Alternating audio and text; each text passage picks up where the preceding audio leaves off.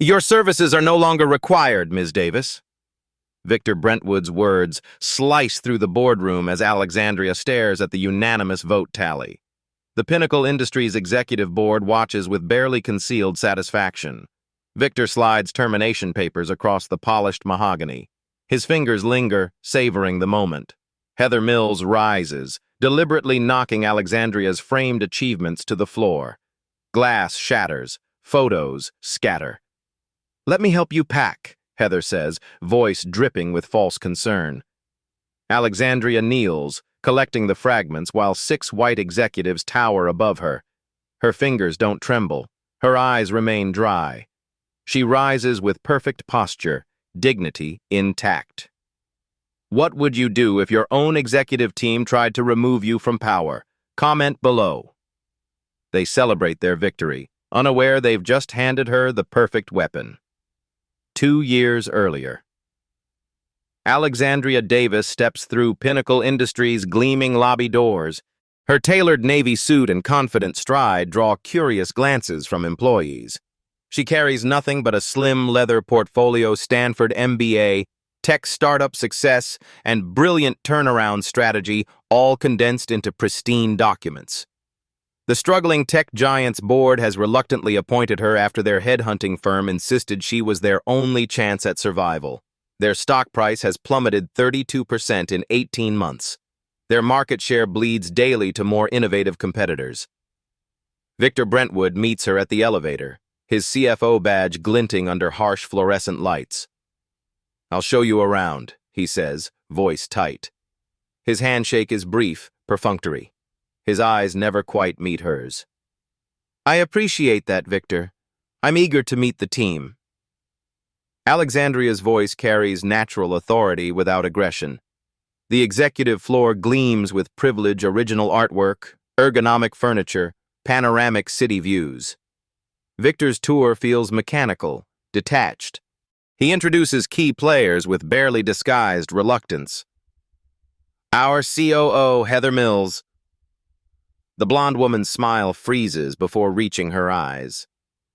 "Thomas Grayson, CTO." The man barely looks up from his device. "And Bradley Wilson, CMO." A quick, dismissive nod. Alexandria notices their exchanged glances, the subtle repositioning away from her as she approaches. The choreography of exclusion is familiar, practiced. Later, outside the executive bathroom, Alexandria pauses as Heather's voice carries through the door crack.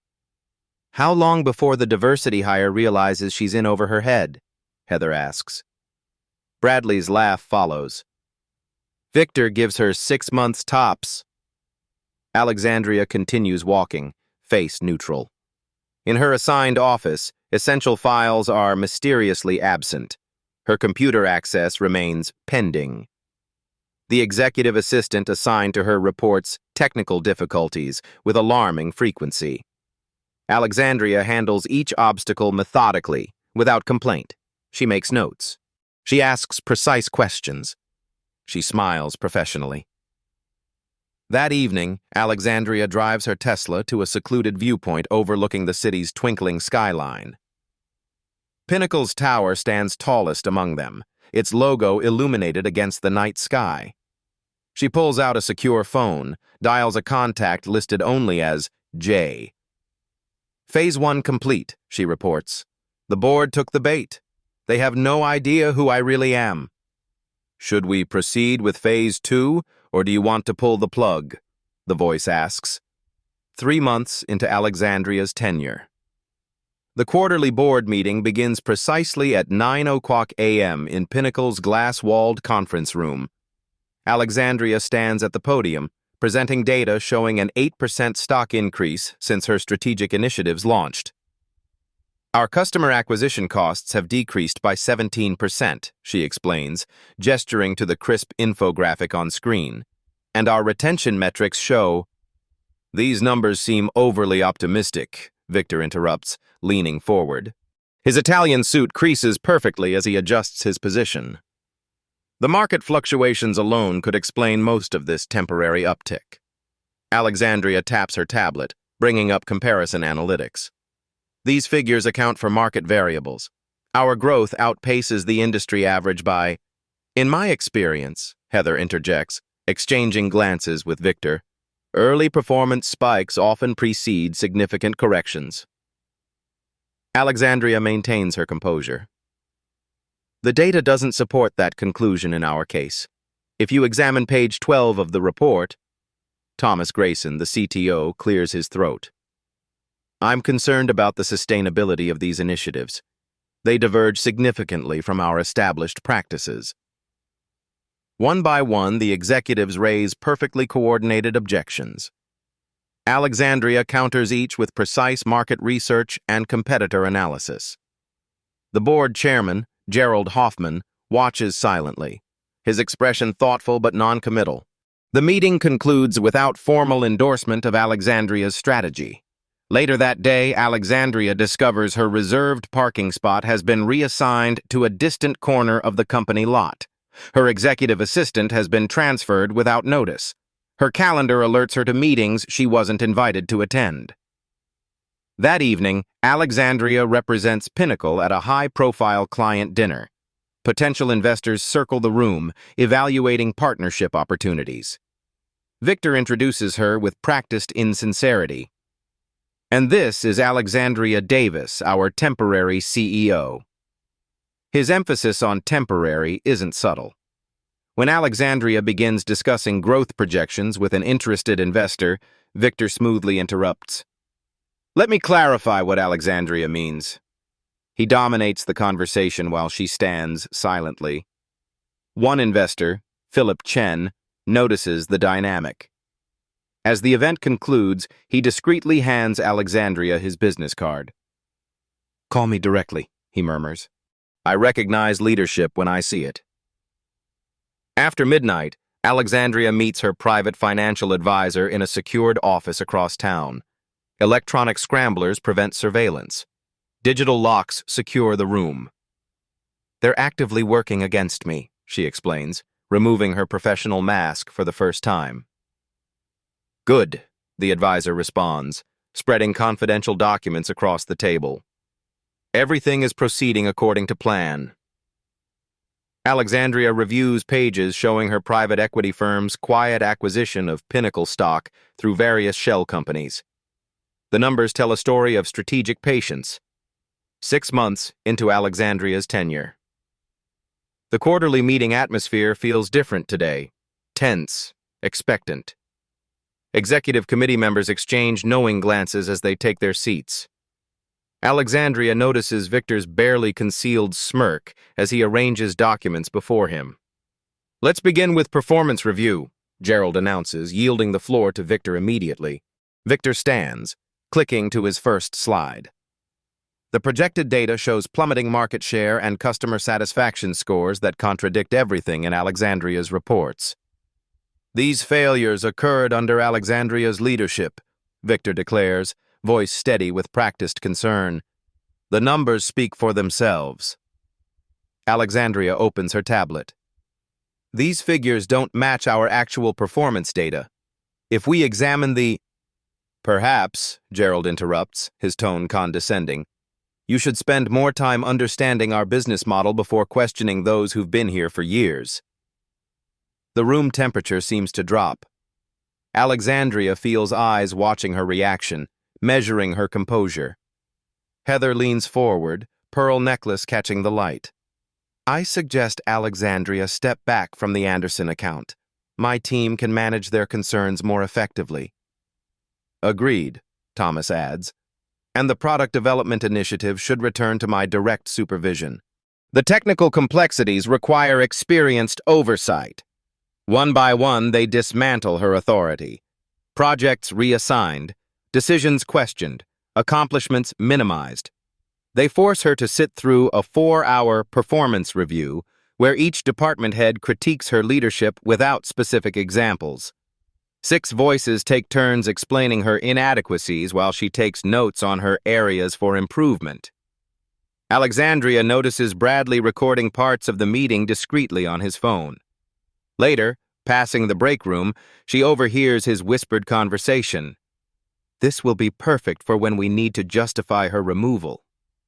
That evening, Alexandria finds her office belongings packed in cardboard boxes. A facilities manager explains apologetically that her office has been relocated to a smaller space near the building's maintenance area. Her parking access has been revoked. An email from HR cites temporary adjustments due to leadership restructuring. Alexandria drives home in silence. Inside her minimalist apartment, she kicks off her heels and calls Jay again. "They're accelerating their timeline," she says, voice calm despite everything. "Good," Jay responds. "So should we." Alexandria opens a secure laptop displaying Pinnacle's actual performance data. The company has grown 15% under her leadership. Customer satisfaction metrics show a 5-year high. 3 major clients have expanded their contracts, specifically requesting to work with her. She accesses a digital vault containing private ownership documents and stock purchase records. A notification appears. Another 2% of company shares acquired through her anonymous holding company. Alexandria sits alone in her downgraded office. The space smells faintly of industrial cleaner. The window overlooks the parking garage instead of the city skyline. Her desk wobbles slightly when she types. She opens her leather portfolio, removing photos of her parents, distinguished civil rights attorneys who spent their careers fighting systemic injustice. Their confident expressions stare back at her from silver frames. "I won't just walk away like they expect," she whispers to their image. Her fingers trace the edge of her father's frame. "Not this time." Her secure phone vibrates against the desk. Unknown number. "Executive committee meeting happening now. You weren't invited." Alexandria accesses the building's security system through her private server. The conference room camera feed appears on her screen. Victor stands at the head of the table, gesturing emphatically. "Leadership transition should happen before the next quarter," his voice comes through clearly. "We've documented sufficient cause." Heads nod in agreement around the table. Gerald shifts uncomfortably but raises no objection. Alexandria switches screens, accessing her private server. Documents appear her history before Pinnacle revealed in confidential reports. 3 successful tech companies built and sold under different names. Net worth exceeding $2 billion. Most critically, a detailed investigation into Pinnacle spanning years. 5 years ago, Pinnacle stole intellectual property from her mentor, Dr. James Wright. They buried him in litigation until his company collapsed. His innovation became their flagship product while he lost everything. Alexandria makes a secure call to Judge William Thornton, an old family friend who witnessed her parents' legal battles. "It's worse than we suspected," she explains, voice low despite the privacy. "I've documented everything. Pattern of discrimination, financial manipulation, potential securities fraud." "Be careful," the judge warns. His voice carries the weight of experience. "People like this are dangerous when cornered." Her phone buzzes with another text, this time from Philip Chen. "Heard rumblings about executive changes at Pinnacle. Are you safe?" She considers her response carefully. "Preparing for turbulence. Do you still want to discuss that investment opportunity?" His reply comes quickly. "Absolutely. Private dinner tomorrow?" Alexandria then calls her most trusted ally, Dr. Jasmine Williams, brilliant securities attorney and longtime friend. They've navigated corporate waters together since law school. "They're moving faster than anticipated," Alexandria says. "Can you accelerate our timeline?" "We need 5% more ownership," Jasmine responds. The sound of typing punctuates her words. "I can have the paperwork ready by Friday if you're sure." "I'm sure," Alexandria confirms, glancing at her parents' photos again. "They've given me no choice." Alexandria arrives the next morning to find her company email restricted system maintenance, according to IT. Her assistant's desk sits empty, replaced by Victor's loyal employee, Diane, who smiles thinly. "I'll be supporting you during this transition period," Diane explains, emphasizing the word transition. The executive staff meeting begins at 10 o'clock. Alexandria enters the conference room to find all chairs occupied except hers, which is conspicuously absent. Victor addresses her standing. "Since you'll be transitioning soon, we thought you'd prefer to take notes." His smile doesn't reach his eyes. Others suppress chuckles. Alexandria's face betrays nothing. She calmly pulls a chair from the adjacent wall, positioning herself at the table. "I'm still CEO until the board says otherwise," she states, voice level but firm. The meeting proceeds with pointed exclusion. Questions directed to Alexandria get redirected. Her comments receive immediate challenges. When she attempts to distribute her presentation materials, Heather accidentally spills coffee across the documents. "So clumsy of me," Heather says without apology, making minimal effort to blot the spreading stain. Alexandria returns to her office to discover project files missing from her system. Emails alert her that her initiatives have been reassigned to other executives to ensure continuity. Major clients receive communications suggesting they work with other executives during this transition period. At 7, Alexandria meets Philip Chen at an exclusive restaurant downtown. They're seated in a private room with sweeping city views and guaranteed privacy. Their conversation remains carefully worded. Both understand the stakes. "I represent investors who see tremendous untapped value in Pinnacle," Philip explains, sipping his water. "No alcohol. This is business." "The current management structure is problematic," Alexandria responds, matching his professional tone. "My principals are prepared to acquire significant additional shares if certain leadership changes occur," Philip suggests, sliding a leather folder across the table. "What timeline are your investors considering?" Alexandria asks, not touching the folder yet. "They could move very quickly under the right circumstances." His emphasis on right circumstances carries clear meaning. They exchange documents disguised as restaurant menus. Alexandria receives confirmation of a substantial stock purchase agreement. The final pieces of her strategy falling into place. Back at her apartment, Alexandria records a detailed video documenting everything she's experienced. She speaks clearly, factually, without emotional embellishment. The video uploads to a secure server with instructions for release under specific circumstances. Victor calls an emergency executive committee meeting Wednesday afternoon. The calendar invitation excludes Alexandria, but she monitors the situation through loyal employees in administrative roles. She times her entrance perfectly, 15 minutes after they've begun, when conversation has reached maximum intensity. Voices fall silent the moment she appears in the doorway. "Don't stop on my account," Alexandria says, stepping inside. Her heels click purposefully across polished floors. Victor recovers first. "We were just discussing Q3 projections," he claims, subtly signaling Thomas to change the presentation slide. "Without the CEO?" Alexandria challenges, taking the empty seat at the table's end. Heather adjusts her posture, false concern crossing her features. "We didn't want to burden you with preliminary numbers. You've seemed overwhelmed lately." Alexandria notices financial documents being hastily collected. Before they disappear, she glimpses a slide titled Leadership Transition Timeline with tomorrow's date highlighted. She maintains perfect composure through the hastily reconstructed meeting. She asks precise questions. She takes detailed notes. She gives no indication she's seen what wasn't meant for her eyes. That afternoon, Alexandria's security badge stops working at the executive elevator. A security guard approaches apologetically. "Sorry, Ms. Davis. System upgrades. I need to escort you to retrieve personal items before the update completes."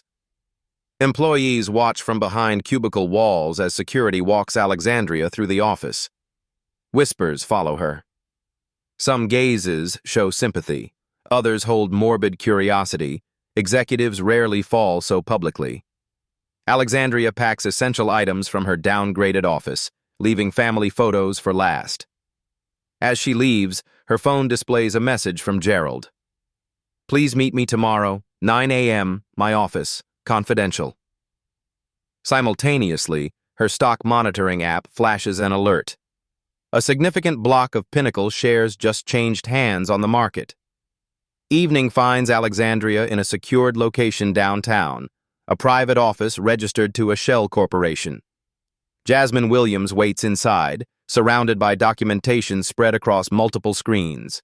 They review evidence of discriminatory treatment, emails, meeting recordings, witness statements. Financial discrepancies fill another screen-manipulated data Victor used to undermine her. Security footage shows Bradley and Thomas entering her office after hours, accessing her computer. "We've secured another 3% through our Swiss partners," Jasmine confirms, tapping her tablet to refresh the ownership chart. "We're at 49% ownership." Alexandria checks Gerald's message again. "Gerald wants to meet tomorrow. They're making their move." "Perfect timing," Jasmine smiles, revealing the strategic brilliance that made her reputation. "The final 2% purchase completes at market open. By your meeting time, you'll control the company." They review the comprehensive legal strategy prepared over months, securities filings ready for submission, corporate bylaws highlighted with relevant sections, evidence packages organized for potential lawsuits. 9 o'clock sharp. Alexandria enters Gerald's expansive corner office. Sunlight streams through floor-to-ceiling windows, illuminating unexpected faces. Victor, Heather, Thomas, and Bradley sit arranged in a semicircle. Their expressions mix satisfaction with poorly concealed hostility. Gerald rises, avoiding direct eye contact. "Alexandria," he begins awkwardly, straightening his tie. "The executive committee has expressed serious concerns about company direction under your leadership." Victor slides a leather-bound folder across the polished table. His manicured fingernails tap once against the cover. "We're offering a generous severance package. Resign quietly and we'll provide positive references." Alexandria notices his gold cufflinks catch the light purchased, she knows, with the bonus he received after stealing her mentor's technology. "The board feels your approach isn't aligned with Pinnacle's culture," Gerald adds, emphasis revealing volumes about what culture truly means. Alexandria opens the folder, reviews its contents silently. The severance offer sits atop a stack of performance documentation. She turns pages methodically, giving nothing away in her expression. "May I ask what specific performance issues warrant my removal?" Her voice remains professional, controlled. Victor stands, presenting charts showing declining metrics. The numbers speak for themselves. His confidence stems from knowing these figures have been manipulated, a fact he believes Alexandria can't prove. Alexandria notices Heather's subtle smirk, Bradley's barely contained satisfaction. She checks her phone discreetly beneath the table. A message from Jasmine appears. "Transaction complete. 51% secured." Alexandria tucks the phone away, returning her attention to the room. "Before I respond," she says calmly, "I'd like to understand the board's official position. Has the full board voted on this?" Gerald shifts uncomfortably, glancing at Victor. "We're bringing the recommendation to vote this afternoon. This is a courtesy meeting." "I see," Alexandria responds, gathering her things with unhurried precision. "Then I'll prepare my response for the board meeting." Victor's expression hardens. "Don't make this difficult," he warns, leaning forward. "Accept the inevitable." Alexandria stands, smoothing her jacket. "I always do," she says with unexpected confidence that momentarily unsettles them. Something in her tone causes Victor to blink first. As she reaches the door, Alexandria hears Victor's voice behind her. "Have security ready. She might cause a scene." In the hallway, Alexandria calls Jasmine immediately. "Initiate Protocol 4. Have everyone in position by 2 p.m. She then calls Philip Chen, walking briskly toward the executive elevator.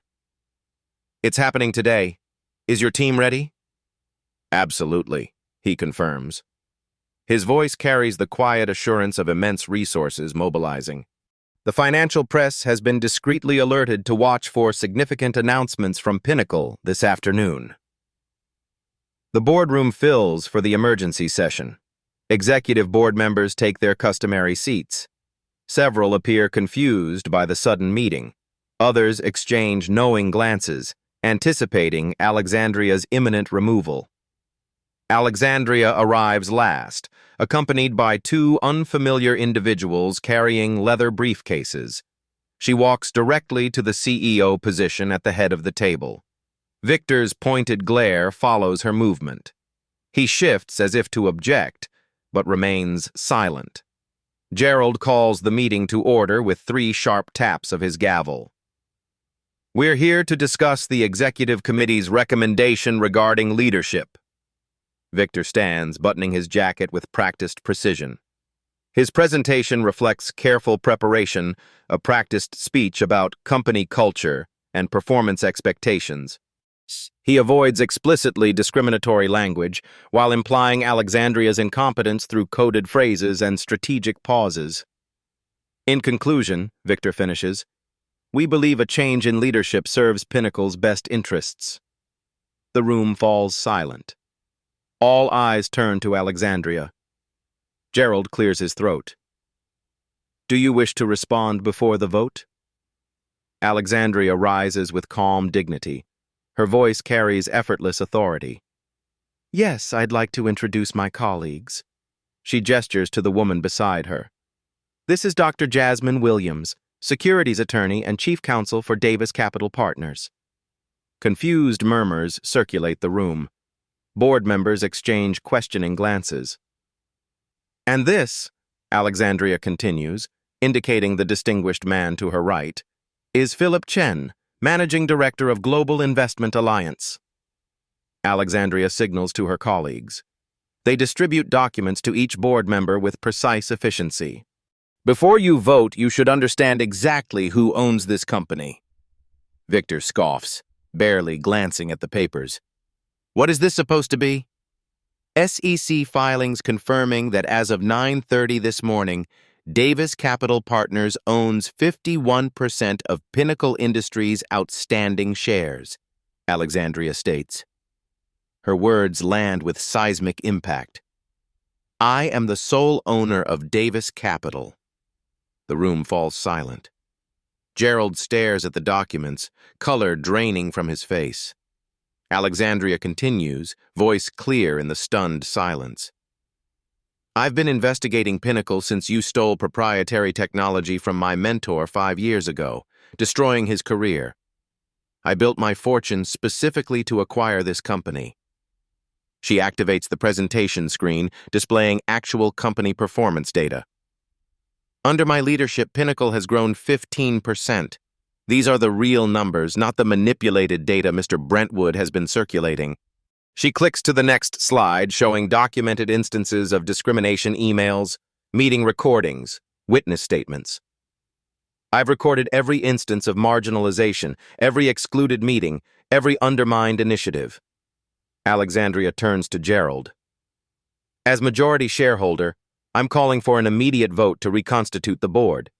Mr. Chen represents investors who have acquired an additional 12% of shares and will vote with me. Victor stands, knocking his chair backward. This is corporate espionage. You can't. It's completely legal, Jasmine interjects, voice precise with legal authority. Every share was purchased on the open market. The SEC has been fully notified. Alexandria addresses the stunned board. I'm retaining my position as CEO. Effective immediately, Victor Brentwood, Heather Mills, Thomas Grayson, and Bradley Wilson are terminated for cause. Security enters not to remove Alexandria, but to escort the fired executives from the building. The team responds to Alexandria's nod, positioning themselves behind each named individual. Alexandria's voice remains measured despite her complete victory. Your company devices have been remotely locked. Your access credentials are revoked. You'll be escorted to collect personal belongings. Victor's face contorts with rage. You planned this from the beginning. I learned from watching you, Alexandria responds simply. As security leads the disgraced executives toward the door, Alexandria turns to the remaining board members. Those who weren't actively involved in the discrimination will have the opportunity to remain, pending a full review of your actions. This is just the beginning of Pinnacle's transformation, Alexandria announces as the disgraced executives are escorted out. The question is, who among you will be part of it? News of Alexandria's takeover dominates business headlines by morning. Financial networks interrupt regular programming for breaking coverage. CEO targeted for removal reveals she owns the company, and discrimination backfires. Davis Capital acquires Pinnacle in stealth takeover. Market analysts scramble to assess implications. Pinnacle's stock jumps 12% on opening bell as investors react to the leadership clarity and dramatic narrative. Alexandria addresses all Pinnacle employees in the company's largest conference space. Hundreds more watch via secure live stream. She stands alone at the podium, projecting strength without intimidation. "You've heard rumors," she begins. "Here's the truth. I came to Pinnacle because this company lost its way after stealing innovation rather than creating it. I experienced systematic discrimination from executives who judged me by appearance rather than performance." She explains her background, her acquisition strategy, and most importantly, her vision. This isn't about revenge, she clarifies, making eye contact across the room. It's about transformation, about building what Pinnacle should have been all along. The audience remains silent, processing this revelation from a CEO they thought they knew. Effective immediately, we're initiating a comprehensive audit of all departments, not to punish, but to understand. Those who perpetuated discrimination will exit. Those who stood by silently will have opportunities to demonstrate growth. Those who quietly resisted will help lead us forward. Within days, Alexandria appoints new executives with proven track records of innovation and inclusivity. Jasmine Williams becomes Chief Legal Officer. Philip Chen joins as Board Chairman. Each appointment reflects strategic vision rather than personal loyalty. Meanwhile, legal proceedings unfold on multiple fronts. Victor and his allies file lawsuits claiming wrongful termination and corporate interference. Their legal teams issue bombastic press statements about hostile takeovers and vengeful leadership. Alexandria's response comes not through press releases but through court filings. Her legal team submits documented evidence of discrimination, financial manipulation, and breach of fiduciary duty. Each allegation comes supported by meticulous evidence recordings, emails, witness statements, financial forensics.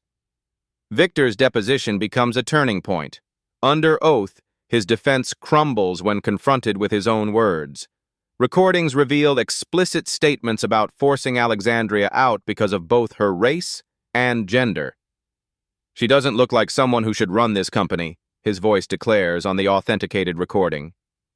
Email chains between the former executives reveal coordinated efforts to undermine Alexandria's initiatives regardless of merit. "Doesn't matter if her strategy works," one message reads. "She needs to fail." Internal investigation uncovers something even more damaging. The former executives had been siphoning company resources to fund a competitive startup. Alexandria's team discovers offshore accounts containing misappropriated funds.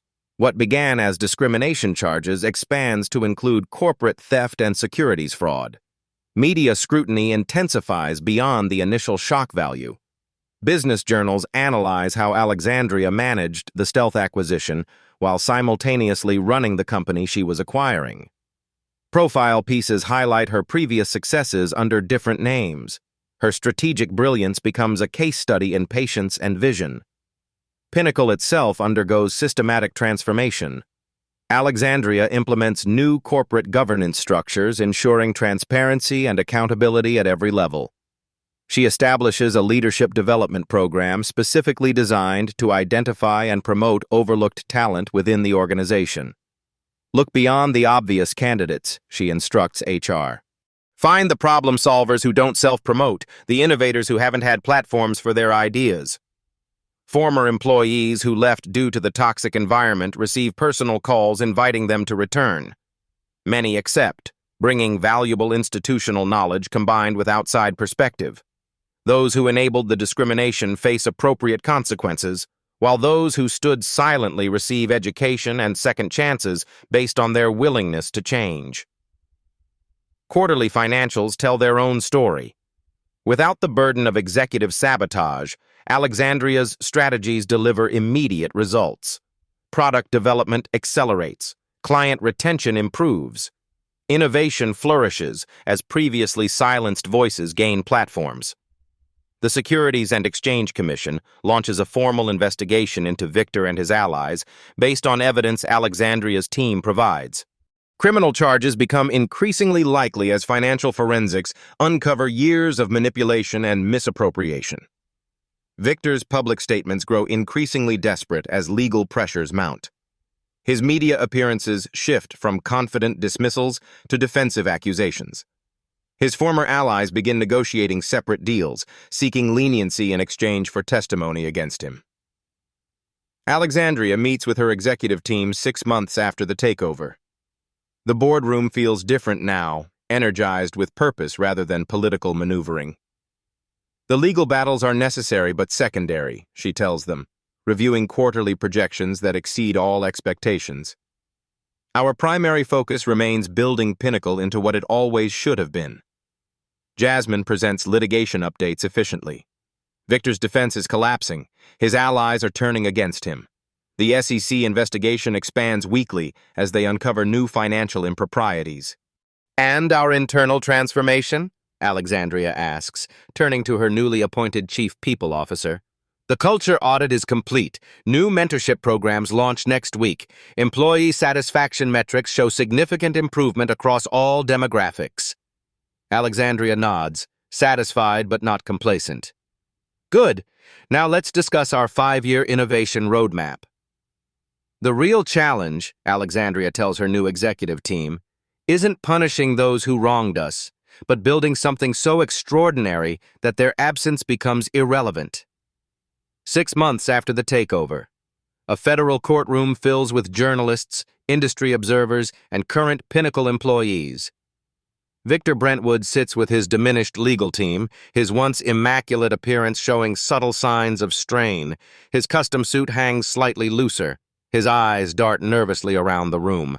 Judge Eleanor Martinez reviews evidence documents, her expression revealing nothing as she examines exhibits detailing securities fraud, discrimination, and corporate malfeasance.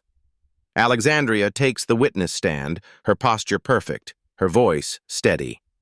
She testifies with clinical precision about the systematic discrimination she experienced. She presents documented evidence chronologically, each excluded meeting, each undermined initiative, each manipulated report. On March 17th, I discovered financial projections had been altered before board presentation, she explains. The original data showed 15% growth under my leadership.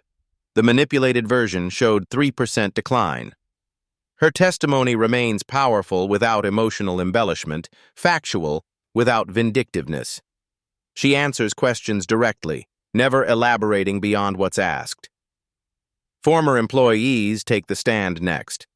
A software engineer describes how Victor rejected her promotion despite recommendation from 3 directors. He said the team wasn't ready for someone like her in leadership.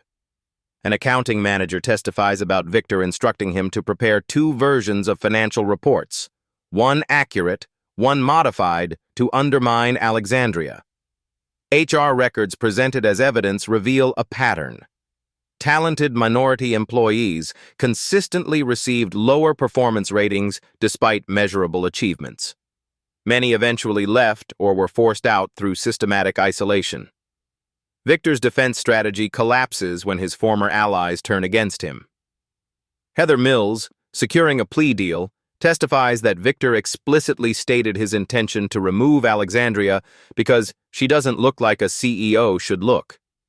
He said the board would thank him once she was gone, Heather testifies, avoiding Alexandria's gaze. He said clients would feel more comfortable with traditional leadership. Financial forensic experts present devastating evidence of Victor's embezzlement scheme. The courtroom displays remain clinical, but their implications are clear. Systematic theft disguised as legitimate business expenses. The judge reviews documentation of offshore accounts and suspicious transactions coinciding with Alexandria's strategic initiatives.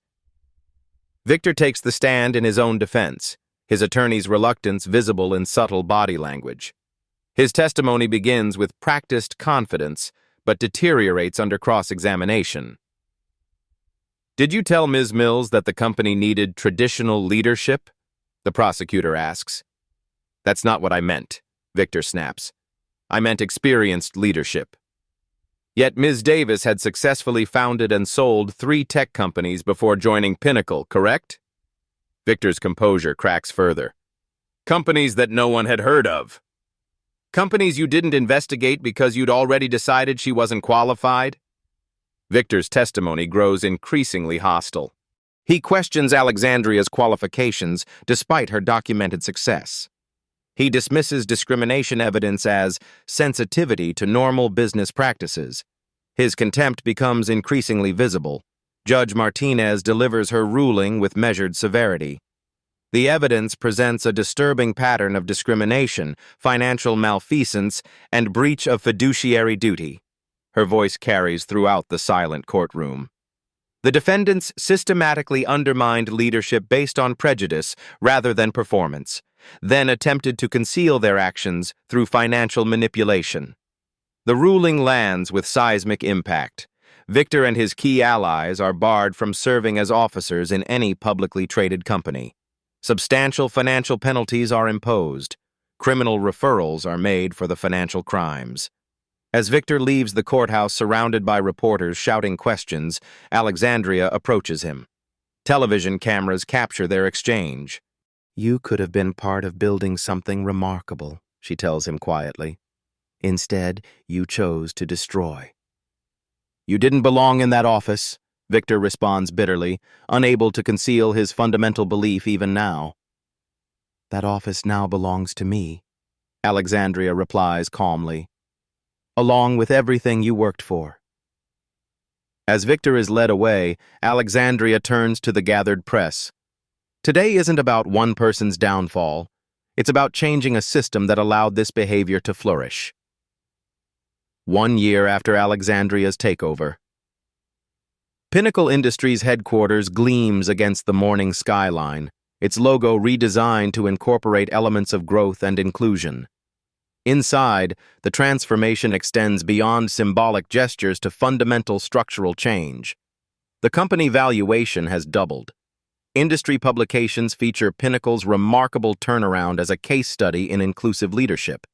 The Davis method becomes shorthand for ethical corporate governance.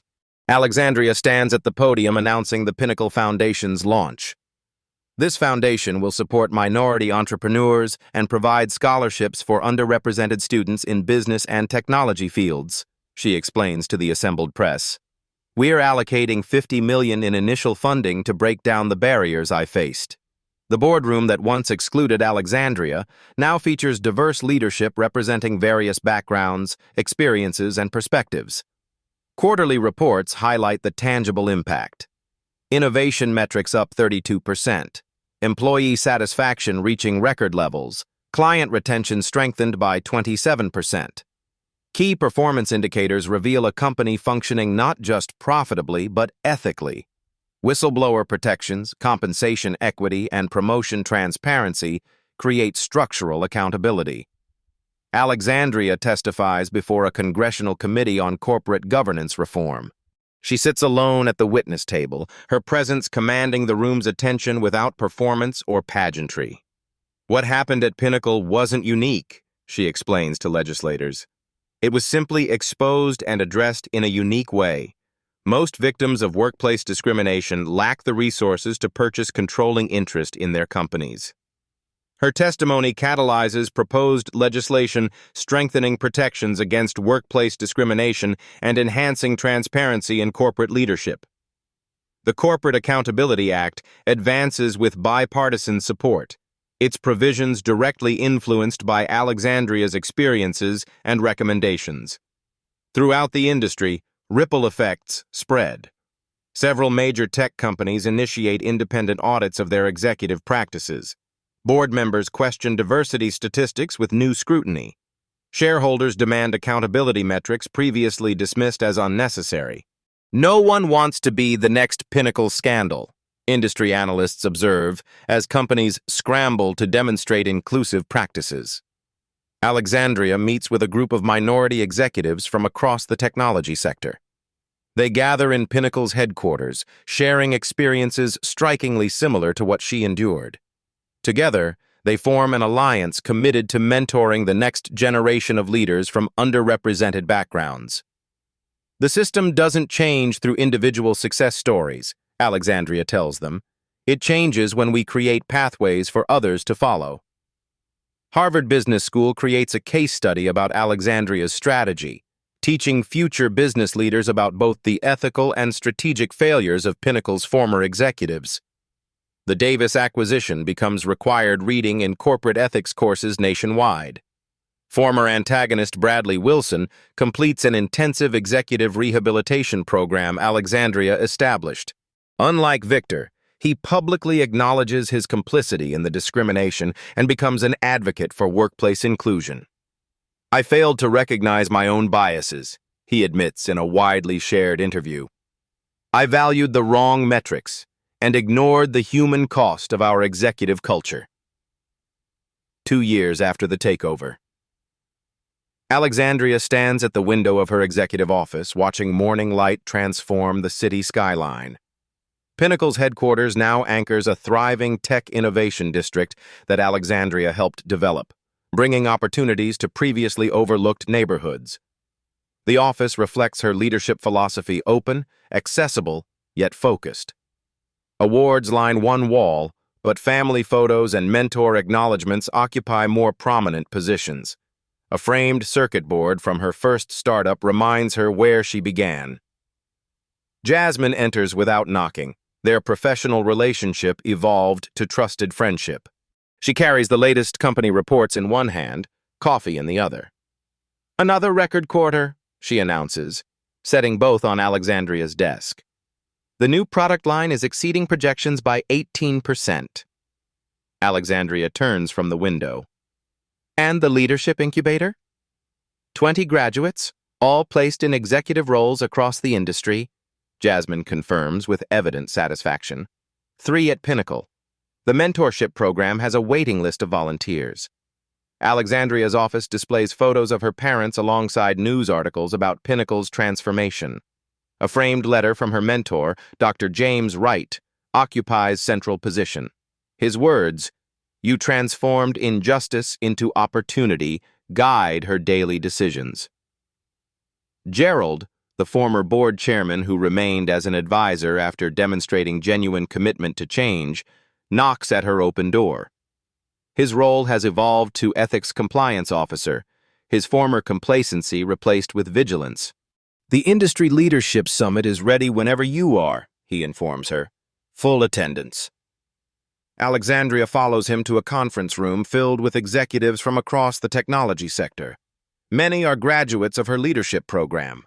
Others are former skeptics who now seek her guidance on transformation initiatives within their own organizations.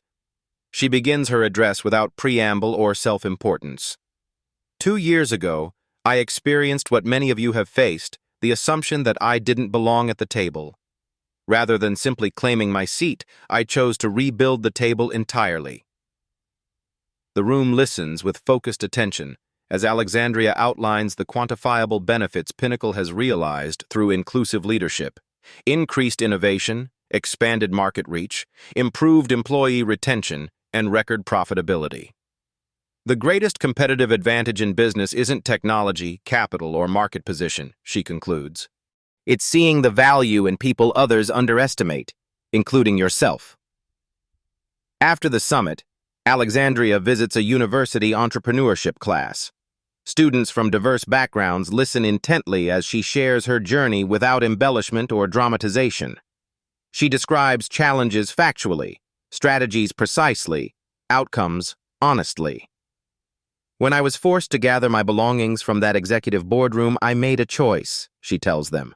I chose to transform humiliation into determination, obstacles into strategy, and exclusion into purpose. A student raises her hand, asking how Alexandria maintained her composure throughout the ordeal. I never confused their perception with my reality, Alexandria answers. Their limited vision of who belonged in leadership said nothing about my capabilities and everything about their limitations. As Alexandria leaves campus, spring sunlight warming the walkways, she notices a young woman sitting alone on a bench. The student reviews business plans with fierce concentration, making notes with determined precision. Alexandria recognizes something familiar in her focus, the same intensity she once brought to her first startup. Alexandria pauses, then approaches the student. That looks interesting, she says, gesturing to the business plan. The young woman looks up, momentarily startled, then recognition dawns. Ms. Davis, I was just studying your case, she begins. Alexandria smiles, extending her hand. Tell me about your idea. She sits beside the student, continuing the cycle of mentorship and opportunity that transforms individual success into lasting change. 1 month after her university visit, Alexandria stands on stage receiving an Industry Lifetime Achievement Award. Despite being only in her 40s, her impact on corporate America has been profound enough to earn this recognition typically reserved for end-of-career achievements. True power isn't in controlling others, she says, her voice carrying through the hushed auditorium. It's in creating systems where everyone can contribute their full potential. The audience of diverse business leaders watches attentively. Many were directly mentored by Alexandria or graduated from programs she established. Others represent companies that have implemented governance reforms modeled after Pinnacle's transformation. The story of Pinnacle isn't just about one company's transformation, Alexandria continues, confidence balanced with humility. It's about reimagining what leadership looks like across an entire industry. In the weeks since her conversation with that promising student, Alexandria has expanded her influence globally. She meets with international business leaders at economic forums. She testifies before governance commissions on corporate responsibility. She launches innovation hubs in underserved communities where young entrepreneurs develop tomorrow's technologies. The question isn't whether discrimination exists in your organization, she challenges the audience. The question is whether you have the courage to recognize it and the commitment to eliminate it. After the ceremony, Alexandria returns to her office. Among the applications for Pinnacle's executive mentorship program, she finds a submission from the child of one of her former antagonists. The young applicant seeks to learn from the woman who transformed their understanding of leadership. Alexandria approves the application with a handwritten note. Our future isn't defined by the limitations of our past. She places the application in the acceptance folder, then turns to the window. The city skyline has changed since her journey began. Not just Pinnacle's tower, but the surrounding landscape of opportunity she's helped create. Her parents' photo watches from her desk as Alexandria considers how far their legacy has extended through her work. The transformation extends beyond corporate structures to the lives of individuals who now have pathways previously blocked. True victory isn't defeating those who underestimate you, Alexandria reflects. It's building something they couldn't imagine. The student she mentored at the university has joined Pinnacle's Accelerator program. The former antagonists have faded to irrelevance. The system that protected them continues evolving toward accountability. Alexandria reviews next week's schedule. She'll be introducing a remarkable investment banker who was once told she was too aggressive to lead until she founded the firm that revolutionized sustainable finance. Another story of transformation, another example of turning obstacles into opportunity. The work continues, one story at a time, one life at a time, one system at a time. Did this story resonate with you? Beat Stories shares powerful narratives of triumph, justice, and transformation every week. Hit that like button if you believe in creating opportunities for others. Subscribe to Beat Stories for more inspiring stories that challenge the status quo and celebrate strategic excellence. Join our community of changemakers who understand that the greatest stories aren't just told, they're lived. Beat Stories, where justice gets the last word. You just witnessed the gap between power and responsibility. At Beat Stories, we close that gap, one story at a time. Subscribe and help hold systems, leaders, and gatekeepers accountable.